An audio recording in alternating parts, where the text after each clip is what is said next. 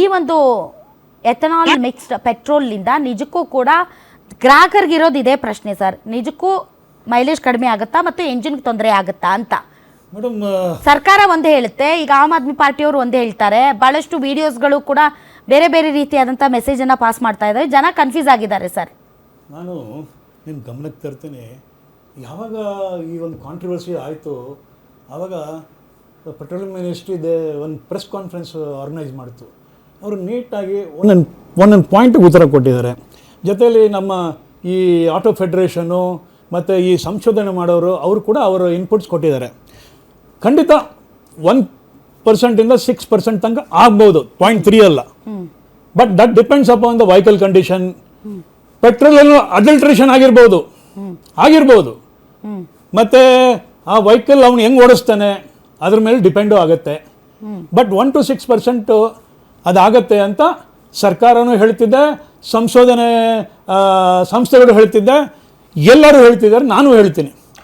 ಆದರೆ ಇದು ನೋಡಿ, ಈ ಎಥನಾಲ್ ಶುರುವಾಗಿದೆ ಯಾವಾಗ? ಎಥನಾಲ್ ಬ್ಲೆಂಡೆಡ್ ಪೆಟ್ರೋಲು 1896 ನಮ್ಮ ಇವರು ಹೆನ್ರಿ ಫೋರ್ಡ್ ಅವರು ಅವದೊಂದು ಸೈಕಲ್ಲು, ಕ್ವಾಡ್ರ ಸೈಕಲ್ನ ಪ್ಯೂರ್ ಎಥನಾಲ್ನಲ್ಲಿ ಓಡಿಸ್ತಾರೆ. ಬಿಕಾಸ್ ನೀವು they wanted to experiment.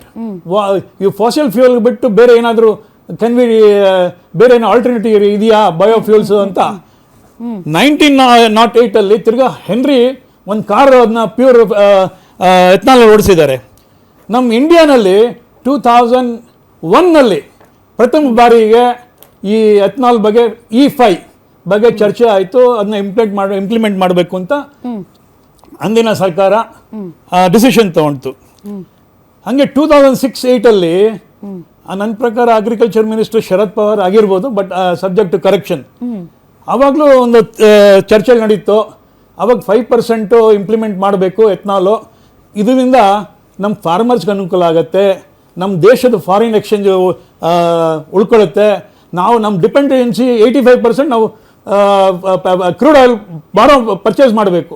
So ಅದರ ಡಿಪೆಂಡೆನ್ಸಿ ಕಮ್ಮಿ ಮಾಡಬೇಕು, ಫಾರಿನ್ ಎಕ್ಸ್ಚೇಂಜ್ನ ತಡಿಬೇಕು, ಮತ್ತು ಈ ಏನು ನಮ್ಮ ಫಾರ್ಮರ್ಸ್ ಇದ್ದಾರೆ ಅವ್ರು ಬೆನಿಫಿಟ್ ಆಗಬೇಕು. ಇವಾಗ ಅವ್ರೇನು ಮಾಡ್ತಾರೆ, ಕೆಳಗಿರೋದು ಹಾಗೆ ಬಿಟ್ಬಿಡ್ತಾರೆ. ಸೊ ನೀವು ನೋಡಿ, ಡೆಲ್ಲಿ ಮತ್ತು ಹರಿಯಾಣ, ಪಂಜಾಬಲ್ಲಿ ತುಂಬ ಗಲಾಟೆ ನಡೀತಿದೆ, ಸ್ಮಾಗ್ ಆಯಿತು, ಇವರು ಹಚ್ಬಿಟ್ಟಿದ್ದಾರೆ. ಅಂದರೆ ಅವ್ರು ಆ ಲಾಸ್ಟ್ನ ಹಚ್ಬಿಡ್ತಾರೆ. ಯಾಕಂದ್ರೆ ಅದನ್ನ ತೆಗೆಯೋಕ್ಕಾಗಿಲ್ಲ. They have got shortest time to second crop ಹೋಗೋಕ್ಕೆ. ಸೊ ಅವು ಯಾವಾಗಲೂ ನೋಡಿ, ನೀವು ಆ ಟೈಮಲ್ಲಿ ಸೆಕೆಂಡ್ ಕ್ರಾಪ್ ಆಗೋಕ್ಕೆ ಹೋದಾಗ ಅವ್ರು ಬೆಂಕಿ ಹಚ್ಬಿಡ್ತಾರೆ. ಅದರಿಂದ ಸ್ಮಾಗು, ಪೊಲ್ಯೂಷನ್ ಎಲ್ಲ ಆಗುತ್ತೆ.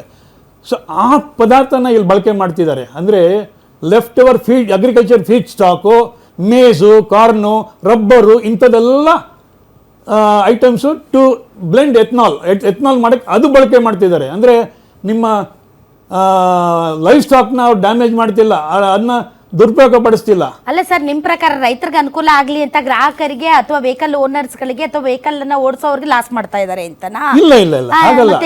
It is win in for all. ಇವಾಗ ಅಲ್ಲ, ಹೆಂಗೆ ಸರ್ ಅದನ್ನ ಹೇಳಿ. ಯಾಕೆ ಅಂದ್ರೆ ಸರ್, ಈಗ ಬಹಳ ಜನ ಬ್ರೆಜಿಲ್ ಬಗ್ಗೆ ಮಾತಾಡ್ತಾರೆ ಸರ್.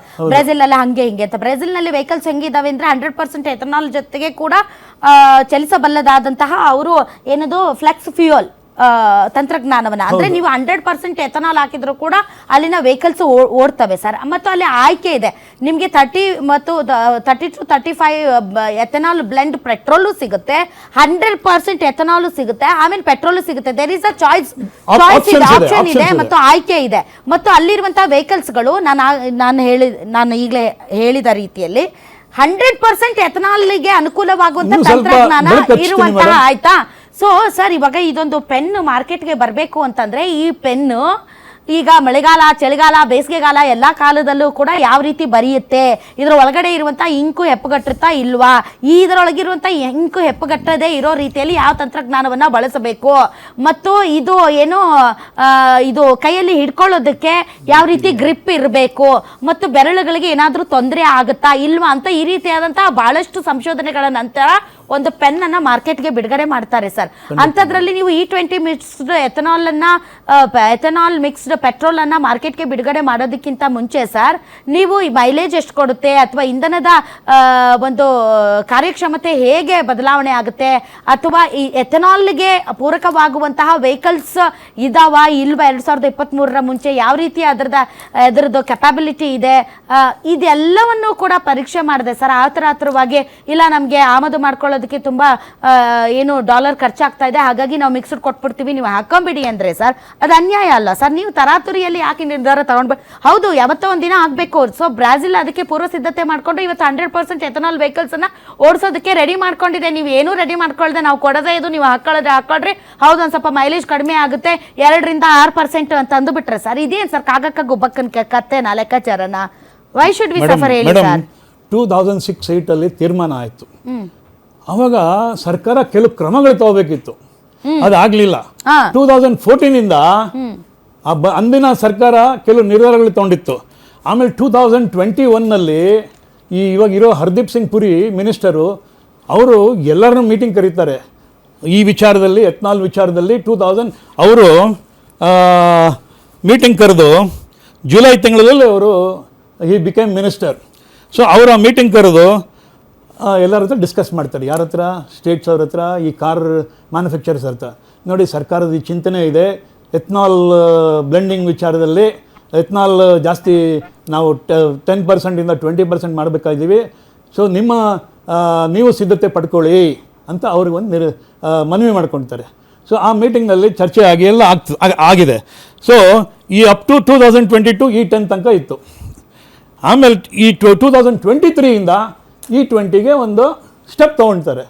ಆ ಸ್ಟೆಪ್ಪಲ್ಲಿ 2023ಇಂದ ಬಂದಿರೋ ವೆಹಿಕಲ್ ಎಲ್ಲ ಕಾಂಪಬಿಲಿಟಿ ಟು ಎಥನಾಲ್ 20 ಇದೆ ಅಂತ ಯಾರು ಮ್ಯಾನುಫ್ಯಾಕ್ಚರ್ಸೇ ಹೇಳ್ತಾರೆ. ನಾನು ನೀವು ಮತ್ತೆ 30 ಕೋಟಿ ವೆಹಿಕಲ್ಸ್ ಇದಾವೆ ಸರ್ 2023 ಒಳಗಡೆನೆ ಮ್ಯಾನುಫ್ಯಾಕ್ಚರ್ ಆಗಿರುವಂತ. ಸಂಶೋಧನೆ ಮಾಡಿದ್ದೀನಿ, ಅದರ ಪ್ರಕಾರ ಒಂದ್ ನಿಮಿಷ ತಡ್ರಿ. ಆಯ್ತು ಸರ್, ಪ್ರಕಾಶ್ ಸರ್ 2023 ಮುಂಚೆನೆ ತೆಗೆದುಕೊಂಡಿರುವಂತಹ ಅಥವಾ ಏನು ಮ್ಯಾನುಫ್ಯಾಕ್ಚರ್ಡ್ ಆದಂತ ವೆಹಿಕಲ್ಸ್ 30 ಕೋಟಿ ಇದಾವ, ಹೌದಾ?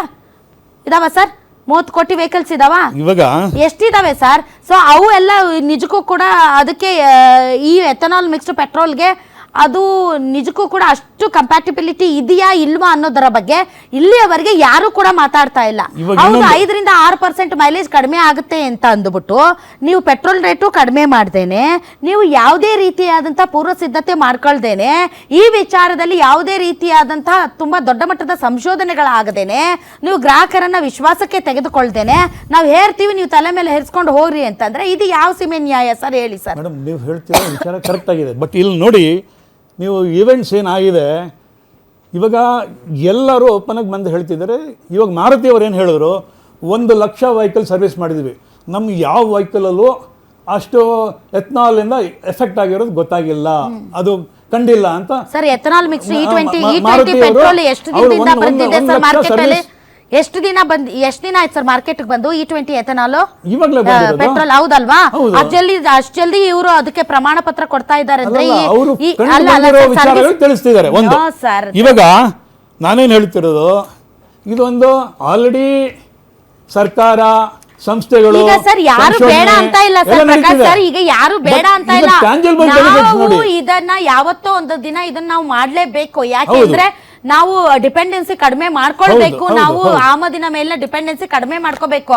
ಬಟ್ ಅದಕ್ಕೆ ಬೇಕಾದಂತಹ ಪೂರ್ವ ತಯಾರಿನೂ ಇಂಪಾರ್ಟೆಂಟ್ ಸರ್. ಮತ್ತೆ ಗ್ರಾಹಕರನ್ನ ವಿಶ್ವಾಸಕ್ಕೆ ತೆಗೆದುಕೊಳ್ಳೋದು, ಅವ್ರಿಗೊಂದು ಭರವಸೆ ಮೂಡಿಸೋದು, ಮತ್ತು ಇಲ್ಲ ಇದರಿಂದ ಏನು ತೊಂದರೆ ಇಲ್ಲದೆ ಇರೋ ತರ ಅಕಸ್ಮಾತ್ ನೀವು ಕೊಡಿ ಆಪ್ಷನ್ಸ್, ಸ್ವಾತಂತ್ರ್ಯ ಕೊಡಿ. 2023 ನಂತರ ನೀವು ಎಥನಾಲ್ ಬ್ಲೆಂಡೆಡ್ ಪೆಟ್ರೋಲ್ಗೆ ಎಲ್ಲ ವೆಹಿಕಲ್ಸ್ ಕೂಡ ಸರಿಯಾಗಿ ಓಡ್ತವೆ ಅನ್ನೋದಾದ್ರೆ ಓಕೆ, ಬಟ್ ಬಿಫೋರ್ ದಟ್ ಆ ವೆಹಿಕಲ್ಗಳಿಗೆ ಆಪ್ಷನ್ ಕೊಡಿ, ಆಯ್ಕೆ ಕೊಡಿ, ಅಷ್ಟೇ ಕೇಳ್ತಾ ಇರೋದು.